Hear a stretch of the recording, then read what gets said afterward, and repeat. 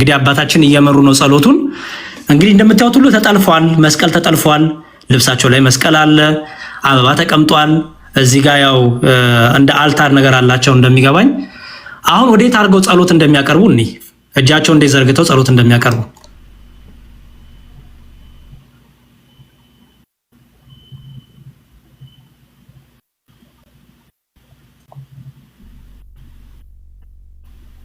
እሺ፣ ወዴት ነው ጸሎታቸውን ያቀርባሉ? እጃቸውን ዘርግተው ወደ መስቀሉ ዞረው። ቀደም ጀርባቸውን ሰጥተው ለህዝቡ ፕሪች አረጉ። ጸሎት ሲያቀርቡ ግን ፊታቸው ወደ መስቀሉ ፊት ለፊት መስቀሉን አድርገው ጸሎት ጀመሩ ማለት ነው። ኦኬ፣ መስቀሉን እያዩ ጸሎት ማድረጋቸው። ይሄን መስቀሉን ፊት ለፊታቸው አድርገው የተቀረጸ በእጅ የተሳለ መርካቶ የሚሸጥ እንበለው ችግር የለውም። እንዲሁም እዚች ጋር ጭራሽ እንትን አለ፣ ታይታት ከሆነ እንደ ጨርቅ ነገር ተይዛለች አይደል? እኛ በቤተክርስቲያናችን ይሄን የምናደርግበት የራሳችን ትርጓሜ አለው። ይኸው እሷ እንኳን አልቀረችም። የሚገርም እኛ ይሄንን የመስቀል ጾር እንለዋለን እና ብዙ ጊዜ ለቅዳሴ የምንጠቀምበት ነው። ቅዳሴ አገልግሎት ሲኖረን እና ይኸው ወደ መስቀሉ ዞሮ መስቀሉ ፊት ለፊት አደረጋቸው። ይሄ ጣዖት አምልኮ ነው። እኛ ስናደርገው ጣዖት አምልኮ የሚሆን፣ እኛ ዞረን ስንጸልይ ጣዖት አምልኮ የሚሆንበት፣ ሌሎቹ ሲያደርጉት ግን ቅዱስ የሚሆንበት ነገር ብዙ እሱ ነገር አንደርስታንድ ስለማላረገው ነው። ስለዚህ ለአጠቃላይ ሐሳቤን ይሄን ሁሉ ያሳየ ነው። ለምንድን ነው ሲባል አንደኛ በመጽሐፍ ቅዱስ ስራ ያቆመ እግዚአብሔር እንደሌለ ማሳየት ስለምፈልግ፣ ሌላው ደግሞ ለምሳሌ ተሄደው ይሄ መጽሐፍ ቅዱስ ነው አይደል? ይሄ መጽሐፍ ቅዱስ ቅዱስ ያሰኘው ምኑ ነው? አሁን ይሄ መጽሐፍ ቅዱስ አይ እዚህ ላይ ያለው የመስቀል ስዕል ቅዱስ አይደለም ትላለህ ለይተህ? ሁሉንም አንድ ያጠቃለው ቅዱስ የተባለው አይደል? ይሄ ቅዱስ መጽሐፍ ተባለ። ሌላው ይሄ መጽሐፍ ቅዱስ ያሰኘው ምንድን ነው? ልክ ይሄ ቃሉ ሲቀመጥበት ቅዱስ ተባለ። ቃሉ ከመቀመጡ በፊት እኮ ወረቀት ነው፣ ጀስት መጽሐፍ ቡክ ነው። ሌላ መጽሐፍት ዓለማዊ መጽሐፍት ቅዱስ አንላቸው አይደል? ብዙ መጽሐፍት አሉ። ይሄ መጽሐፍ ቅዱስ ያሰኘው ጽሁፉ እኮ አይደለም። እላዩ ላይ የተቀመጠበት ምኑ ነው? መልእክቱ። ወክሎ የተቀመጠው መልእክቱ ምን አሰኘው? ቅዱስ አሰኘው። እኛም ቅዱሳት ስዕላቶቻችን ቅዱስ የምንለው ለምንድን ነው? ወክለው የተቀመጡበት የሚወክሉት ሪፕሬዘንት የሚያደርጉት የቅዱሱን ታሪክ ስለሆነ በባህሪው ቅዱስ የሆነውን እንዲሁም ደግሞ በጸጋ ቅዱስ የሆኑትን ታሪክ ያው ስለሆኑ ቅዱሳት ስዕላት እንላቸዋለን። የተራራም ቅዱስ አለ ባይዘወይ ኦኬ፣ የተራራም ቅዱስ አለ። ለምሳሌ እንዲህ ይላል። እሺ እሱን ላሳይና ሐሳቤን እጨርሳለሁ ማለት ነው። የተራራም ቅዱስ አለ። ሰው የስዕል ቅዱስ ነው አይደል የሚያስጨንቀው? የተራራም ቅዱስ አለ። በዚህ በሁለተኛ ጴጥሮስ ቅዱስ ጴጥሮስ በመልእክቱ ሁለተኛ ጴጥሮስ መልእክቱ ላይ ሁለተኛ ጴጥሮስ ምዕራፍ 1 ቁጥር 18 ላይ እንዲህ ይላል፣ እኛም በቅዱሱ ተራራ ከእርሱ ጋራ ሳለን ይላል። ይሄ እኮ ጌታ ከተገለጠ ከስንት ካረገ በደብረ ታቦር ተራራ ተገልጦ ጌታ ከስንት ጊዜ ካለፈ በኋላ ነው ማን ብሎ ይጠራዋል? ተራራውን ቅዱሱ ተራራ ብሎ ይጠራዋል። ስለዚህ ተራራ እንኳን ቅዱስ ተብሏል። ስዕላት እንዴት ቅዱሳት አይባሉ? ስለዚህ በጴጥሮስ ጥላ በቅዱስ ጳውሎስ ጨርቅ ኃይሉን ክብሩን የገለጠ ሰው በሰራው ጨርቅ ኃይሉን የገለጠ አጋንንት የሚፈሩት አጋንንት የሚወጡት የሚንቀጠቀጡ የቅዱስ ጳውሎስ ጨርቅ ሲነካቸው ያ ክርስቶስ ዛሬ ስራ አቁሟል? አላቆምም። ያ ክርስቶስ በቤተክርስቲያናችን አለ። ለምን? ቤተክርስቲያን የእሱ አካል ናትና። የእኛ ክርስቶስ ይሄ ነው። ሰዎች የተለያየ ክርስቶስ ሊናገሩ ይችላሉ። የድንግል ማርያም ልጅ ክርስቶስ ግን የቅዱሳኑ አምላክ ክርስቶስ ግን ቅዱስ ጳውሎስ እኔ ክርስቶስን እንደመሰልኩ እናንተን የሚመስሉ ክርስቶስን አልሸፈነብንም፣ የሚሸፈን ክርስቶስም የለንም፣ የሸፈኑበትም ቅዱሳኑ የሉም። ሲጀመር ቅዱሳኑ ያስታወቀን ራሱ ክርስቶስ፣ ቅዱሳኑ የነገረን ስለ ክርስቶስ ሲሉ መከራ የተቀበሉ እንዲቀበሉ የሚያዛቸው ራሱ ክርስቶስ እና እንዴት ይሸፍኑታል? በቅዱሳኑ የሚከብር የሚደምቅ በእነሱ ላይ ኃይሉን የሚገልጥ ኢየሱስ ክርስቶስ አለ እንጂ። ይሄ የምታዩት ሴንት ጃን ኦፍ ደማስከስ ይባላል። ኦን ዘ ዲቫይን ኢሜጅ ይላል። ይሄ ከ675 እስከ 749 የነበረ ነው። ይሄ አባት ምን ብሎ ይናገራል? ስለ ሲናገር ይሁት ኦኬ I depict what I have seen of God ያየሁትን ክርስቶስን ወይም ያየሁትን እግዚአብሔርን እስለዋለሁ አለ። በስዕል መልክ አስቀምጠዋለሁ አለ። I did not venerate matters እኔ ቁሱን አይደለም ማከብረው አለ።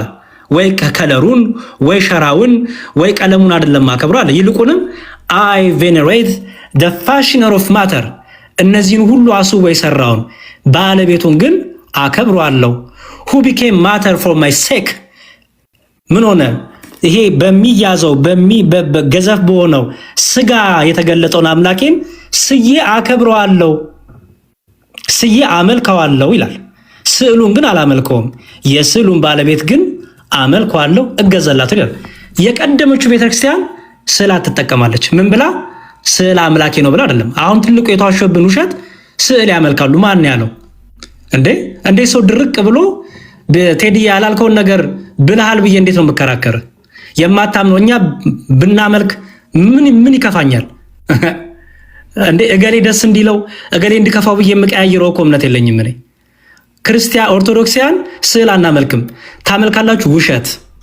ይኸው አናመልክም። ይኸው ፊት ለፊት ተናገርን። 7000 ምናምን ሰው ባለበት ካመለክን አያሳፍረንም። አናመልክም። ፍጡራን ያመልካሉ፣ አናመልክም። ውሸት። አሁን ሰግዳለን። መስገድ መጽሐፍ ቅዱስ አምልኮ ነው አይደለም። መስገድ ሁሌ አምልኮ አይደለም። ምክንያቱም በመጽሐፍ ቅዱስ ለቅዱሳን ተሰግዷል። ያ ስግደት ያ አክብሮ ይባላል። ስለዚህ እኛም ቬኔሬት እንደ አባቶቻችን እናደርጋለን። ለስዕሉ ባለቤት ስግደትን እናቀርባለን። ወደ ስዕሉ ባለቤት ዞረን እናናግረዋለን። ምክንያቱም እርሱ በሁሉ የሞላ ነው። የመጨረሻ ማጠቃለያ ፋንቲ ዘማሪ እዚህ ያለች፣ በዝማሪያ ታገለግላለች። ቴዲ አንተ ይመስለኛል የአንተ ጸጋ ሰዎችን ማዋየት ጋዜጠኝነት ነው አይገስ። እኔ መቀደስ ሊሆን ይችላል። ቢኒ ደግሞ ብዙ ጸጋ ይኖራል። እሺ ሰዓሊ ሰዎች ጸጋ የላቸው? እግዚአብሔርን ያገለግሉም? ሰዓሊዎች እግዚአብሔርን በምን ያገልግሉት? አይ የእናንተ ስዕል ጣዖት ነው ስለዚህ ሊል ነው እግዚአብሔር። ስዕልን የሰጠ እኮ ጥበብ እግዚአብሔር ነው። ስዕልን የሰጠ ያንን ጥበብ እግዚአብሔር ነው። እሱን አሳይቼ ላቁ። ስዕልን ያስተማረ ስዕልን የሰጠ እግዚአብሔር ነው። እሺ እናያ ምን ችግር አለው? በዚህ በኦሪት ዘፍጥረት ላይ ኦሪት ዘጸአት ላይ እንዲህ የሚል ቃል እናገኛለን። ራሱ እግዚአብሔር ስዕልን እንዲስሉ ጥበብን እንደሰጠ ጥበብን እንደገለጠላቸው ሲያሳይ በዚህ በኦሪት ዘጸአት ምዕራፍ 36 ቁጥር 2 ላይ እንዲህ ይላል። ኦሪት ዘጸአት ምዕራፍ 36 ቁጥር 2 እንዲህ ይላል። ሙሴም ባስልኤልንና ኤልያብን እግዚአብሔርም በልቡ ጥበብን ያደረገለትን በልቡ ጥበበኛ ሰው ሁሉ ስራውን ለመስራት ይቀርብ ዘንድ ልቡ ያስነሳውን ሁሉ ጠራቸው ይላል። ስዕል እንዲስሉ እንዲቀርጹ፣ ኪሩቤልን እንዲቀርጹ ጥበብ የሰጠ እኮ እግዚአብሔር ነው። ጥበብን የገለጠ እግዚአብሔር ነው። እና እግዚአብሔር ሰዎች ጣዖት እንዲስሉ ነው የገለጠው አይደለም። እግዚአብሔርን ለማገልገል የእግዚአብሔር ክብር መገለጫ የሆኑትን እንዲስሉ፣ መንፈሳዊ ነገሮችን እንዲስሉ እንዲያስቀምጡ እግዚአብሔር ፈቅዷል። እግዚአብሔር የሚጠላው የሚከለክለው ጣዖትን ስሎ ማምለክ ነው። ለጣዖት መገዛት መበርከክን እግዚአብሔር ይጠየፋል። የክብሩ መገለጫ የሆኑትን ግን እንዲስሉ እንዲቀርጹ እግዚአብሔር ጥበብን ሰጥቷል። ሙሴ ክራፍት ብቻ አይደለም የሚያደርገው።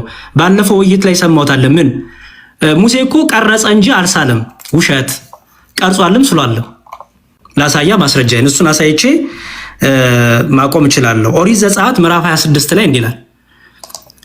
ሙሴ ቀረጸ የሚል ክስ ነው። አልሳለም ቀረጸ እንጂ የሚል ነገር ተደጋጋሚ ሰምቻለሁ። ያ ውሸት ነው። መጽሐፍ ቅዱስንም አለማንበብ ነው። ኦሪት ዘጸአት ምዕራፍ 26 ከቁጥር 31 እንዲህ ይላል። መጋረጃውንም ከሰማያዊ ከሐምራዊ ከቀይም ግምጃ ከተፈተሉ ከጥሩ በፍታም አድርግ፣ ብልህ ሰራተኛም እንደሚሰራ ኪሩቤል በእርሱ ላይ ይሁኑ። አየሁት ሄድዬ መጋረጃ ላይ ኪሩቤል አልተሳሉም? ታዲያ አልተጠለፉም? መጋረጃ ላይ መቼም እንጨት አይደለም የተተከለው። መጋረጃ ላይ መቼም ወርቅ አይደለም የተለበጠው። መጋረጃው ላይ ኪሩቤልን ጥለፍ ብሎ ነው ያዘዘው። ኪሩቤልን መጋረጃው ላይ ሙሉ ስለዋል። መቅረጽ ብቻ አይደለም፣ በስዕል መልኩም ተጠልፈዋል ኪሩቤሎች። ኪሩቤል በሰማይ ያሉ መላእክት ናቸው። በሰማይ ማንንም ምልክት አታርግ ያለ እግዚአብሔር ከሰማይ ካሉት መላእክቶች ውስጥ መላእክትን እንዲሳሉ አረገ። እግዚአብሔር እንዲቀረጹ አረገ። ለምን? የክብሩ መገለጫ። ኪሩቤልን የመረጠው ለምን እንደሚባል የክብሩ መገለጫ ስለሆነ። ስለዚህ ለታቦቱ ዕጣን ይቀርባል። ለታቦቱ ስግደት ኪሩቤልን ገፍትረክ ነው፣ ኪሩቤልን አሰጥተት ነው። በሐዲስ ኪዳን ሉቃስ ወንጌል ላይ እንዲህ የሚል ቃል አለ። ይኸው ምን ይላል? ስለ ዘካርያስ እርሱም በክፍሉ ተራ በእግዚአብሔር ፊት ሲያገለግል እንደ ካህናት ስርዓት ወደ ጌታ ቤተ መቅደስ ገብቶ ለማጠን ይላል ጌታ ቤተ መቅደስ እኮ ይላታል። በዚህ በጌታ ቤተ መቅደስ ውስጥ ዕጣን ይታጠን ነበር። ማውራው አዲስ ኪዳን ነው፣ ዘጋርያስ ነው ማውራው። እና ይሄ ጣዖት አምልኮ ነው። በዛች ቤተ መቅደስ ስዕል አልነበሩም? የተቀረጹ የኪሩቤል ሌሎችም ስዕላት አልነበሩም? ነበሩ። ማዕጠንት ይታጠን ነበር። ሐዋርያትን ባይዘወይ ወደዚህ መቅደስ እየገቡ ጸልዩ ነበር። ሐዋርያትን በ9 ሰዓት በ6 ሰዓት ወደዚህ መቅደስ እየገቡ ጸሎትን ያቀርቡ ነበር። ላጠቃል ጣዖታትና ስዕላት ጣዖታት የሚወክሉት ወካይ የላቸውም። ጣዖት ነው፣ በቃ አለቀ። ስዕላት ግን አድራሻ አላቸው፣ ገላጭ ናቸው፣ መንገድ ያሳያሉ፣ ይመራሉ፣ ወደ ስዕሉ ባለቤት ወደ ታሪኩ ባለቤት ይመራሉ። ስለዚህ ስዕላት አድራሻ ሲኖራቸው፣ ጣዖታት ግን አድራሻ አላቸው። እንዲሁም ስለ ጣዖታት ሲናገር በሮሜ መልእክቱ ምንድን ያለው በጣም ደስ የሚለኝ ቃል አለ። እሱን ነገር ጥቅሱን ላሳያችሁና ላቁም። በጣም ደስ የሚለኝ ቃል አለ። ምን ይላል ስለ ጣዖታት ሲናገር? ትንቢተ ኤርሚያስ ምዕራፍ 10 ቁጥር 8 ትንቢተ ኤርሚያስ ሰቆቃ ኤርሚያስ ያሉት ይቅርታ፣ ትንቢተ ኤርሚያስ ምዕራፍ 10 ቁጥር 8 እንዲላል ስለ ጣዖታት ሲናገር ይኸው ምን ይላል? ጣዖታት የሚያስተምሩት የእንጨት ነገር ብቻ ነው ይላል። አለቀ። ጣዖታት የሚያስተምሩት የእንጨት ነገር ነው። ኪሩቤል ግን የእንጨት ነገር አያስተምሩ። ስዕላት ግን የእንጨት ነገር አያስተምሩ። ይልቁንም መንፈሳዊውን ነገር ያስተምራሉ፣ ወንጌልን ያስተምራሉ፣ የቅዱሱን ታሪክ ያስተምራሉ። ጣዖታት ግን ስለ እንጨት ነገር ብቻ ነው የሚናገሩት። እግዚአብሔር ይስጥልኝ፣ አመሰግናለሁ። ዋው እግዚአብሔር ይባርክ ወንድሜ። ነግሬያቸዋለሁ ከዚህ በፊትም መዝሙረ ያሬድ እግዚአብሔር ጥበብ ነው። እግዚአብሔር ሲረዳ ንግግርህም ድርጊቶችን የምትነካውን ሙሉ ያስተምራል። ደስ ይላል። እግዚአብሔር ጨማምሮ ያለን ነገር ያብዛልህ። ለብዙዎች ደግሞ መዳን እንዲሆን ያንተ ምክንያት ትሆናለህ ብዬ አስባለሁ። እግዚአብሔር ይርዳ።